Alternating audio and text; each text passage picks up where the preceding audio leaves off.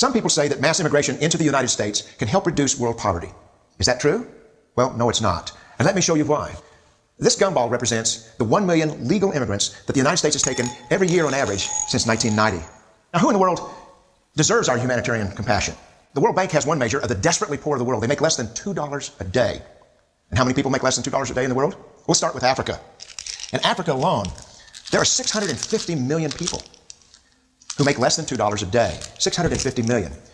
And in India, another 890 million people, desperately poor. China adds another 480 million people, making less than $2 a day. And unfortunately, the rest of Asia has a heartbreaking 810 million people who the World Bank says make less than $2 a day.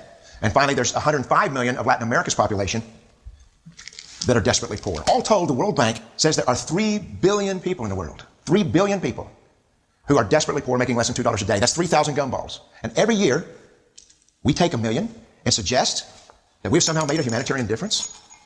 Of course, we don't pull our immigrants from these desperately poor populations, do we? These people are too poor, too sick, too disconnected to make it here as immigrants. We tend to pull our immigrants out of the better off poor of the world. And Mexico tends to define the type of immigrant that we bring here because the plurality of people come from Mexico. And Mexico is poor. How many people in the world live in countries that have average incomes lower than that of Mexico? And the World Bank tells us that that number is these 3 billion plus another 2.6 billion people. 5.6 billion people in the world who live in countries with average incomes below that of Mexico. That's 5,600 gumballs. And so what is it that the elites are telling us? They're telling us that when we take this 1 million immigrants, that we somehow or another are tackling world poverty. And we have to do it regardless of the effect on our unemployed, the working poor, the most vulnerable members of our society, regardless of the effect on our natural resources.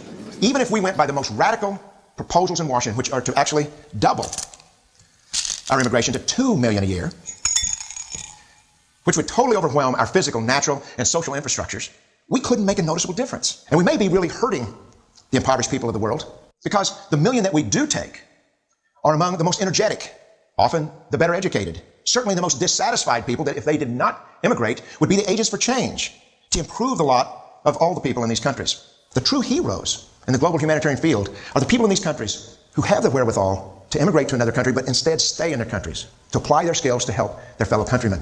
Unfortunately, our immigration system tends to entice these very type of people to abandon their countrymen. The impossibility of making even a dent is actually worse than it looks here.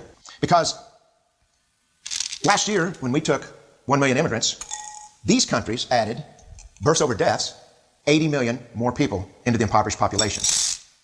And this year, Congress is bringing in 1 million legal immigrants. And this year, according to the United Nations, these countries are expected to add another 80 million people. And next year, you can be quite sure that Congress, unless stopped by the American voters, will bring in another 1 million immigrants. And these countries, unfortunately, will be adding another 80 million people into these impoverished nations. We could take 5 million a year, but we'd never get ahead of what's happening in these countries. Not in this century. Don't you see? Immigration can never be an effective or significant way to deal with the suffering people of the world.